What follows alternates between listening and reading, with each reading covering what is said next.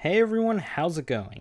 In this video, we're going to work on a few examples regarding drawing trigonometric functions.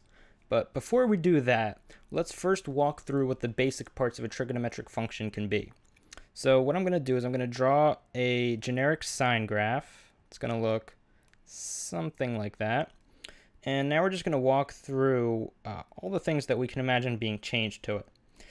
So one of the first things that come to mind is, well, what if the graph doesn't go like this, but what if it goes up more and down more? Or what if it goes up less and down less? Well, what we're changing there is the amplitude. And the amplitude we symbolize as A. So if our amplitude is a number bigger than 1, we are stretching it out, so it's going to be taller. And if we have an amplitude that's less than 1, like a fraction, we have a compressed graph. So for example, if we have an amplitude of 1/3, our graph is only going to be 1/3 as tall in both up and down directions. All right, well, what else can we change? We can also change the graph. So what if instead of looking like this, it looks like this? So we've kind of squished it horizontally. Likewise, we can also extend it horizontally so it looks something like that. Well, what we're doing here is we're changing the cycle. So our cycle is B. And from the cycle, we can actually calculate something called the period. And the period is just going to be 2 pi over B. So what is cycle? Cycle is how many graphs fit from 0 to 2 pi. And we picked 2 pi because that's just pretty much that's a number that we commonly interact with in trig. It's important when dealing with circles and things like that. So cycle is just how many graphs fit between 0 and 2 pi. And period is how much space it takes to fit one cycle. So for example, if I have a b value of 2 pi, then it takes, if I have a b value of 2, then I can fit 2 graphs from 0 to 2 pi. And then my period becomes pi, which makes sense, because if one graph fits in 1 pi, then 2 graphs fit in 2 pi. All right, well, what else can we change? What if instead of drawing it like this, I drew it like this? So what if I shifted it side to side? Well, that shift, the horizontal shift, we call that C. And likewise, I can shift it up and down. So that vertical shift, we call it D. So now let's write down the generic equation. And once again, I'm just going to use sine as an example, but you can use cosine or tangent or whatever you want to do. So what we're going to end up with is y equals sine of, y equals a sine of b x plus c plus d. Okay, now here you notice I wrote x, and when dealing with trig functions, you often see it written as theta. You can use either one, they're completely interchangeable. So with that, let's work through a few examples. We're going to start off easy. Let's try something like y equals 1/2 cosine of theta. Okay, so the approach I recommend for doing every single one of these problems is to first draw out the trig function as if there's no modifiers to it. So what's the base trig function? Well, that's just cosine theta. So that's going to look something like that.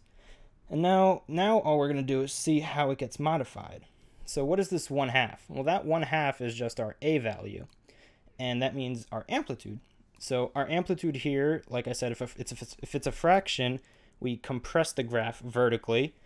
So the normal cosine graph and sine graph, for that matter, they only go up 1 and down -1.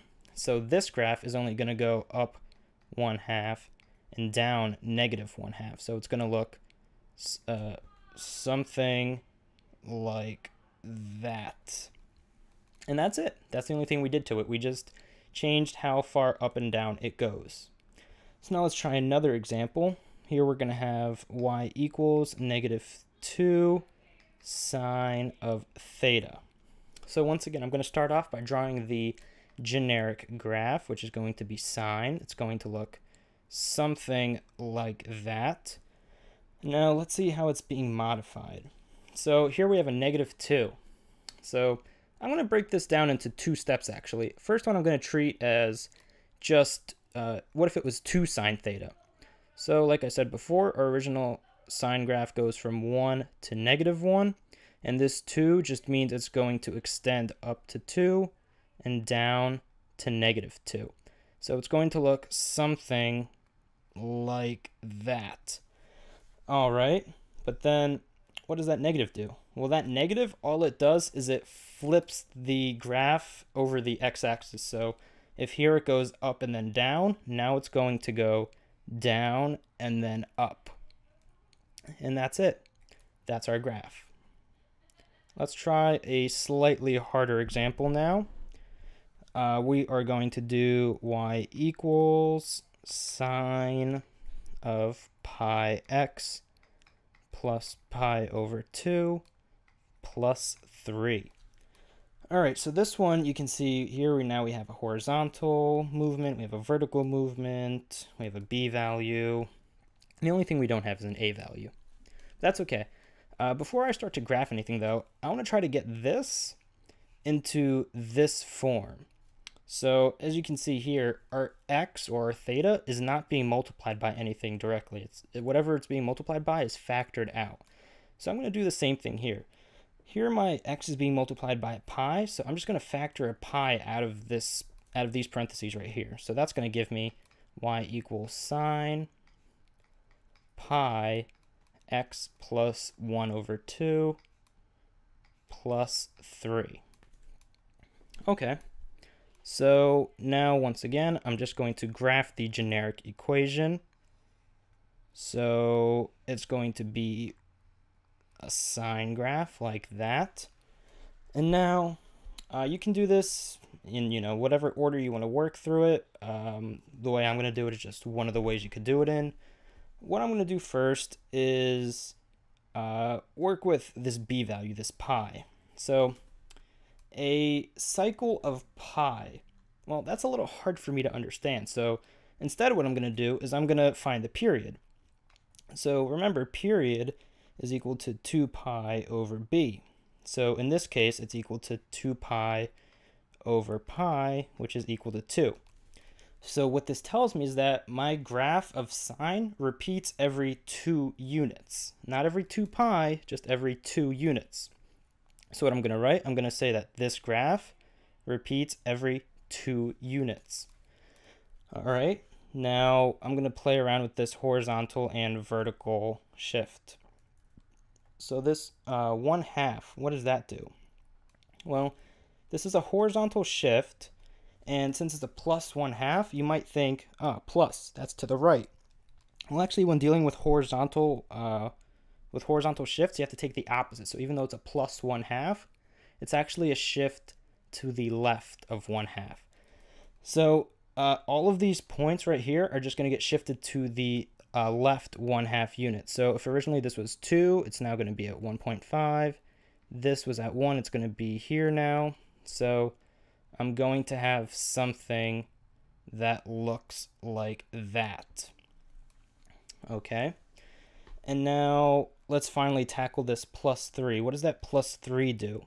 Well, that's a vertical shift, and we're going up 3. When think back to when we just did the horizontal shift, we have to take the opposite. So if it's plus, we actually go left. When dealing with a vertical shift, however, we take it as is. So we're going to go up 3 units. Now, once again, our sine and cosine graphs originally go from +1 to -1. So now if we're going up 3, we're actually going to add 3 to both of these. So this +1 becomes a 4, and this -1 becomes a 2. So what it's actually going to look like, our final answer, is something like this, where we go up to 4, down to 2, and we are shifted to the left 1/2 units. So now our graph ends here, which is at like 1.5 if we extrapolate down. So I hope this video helped. If you have any questions, let me know. And as always, happy studying.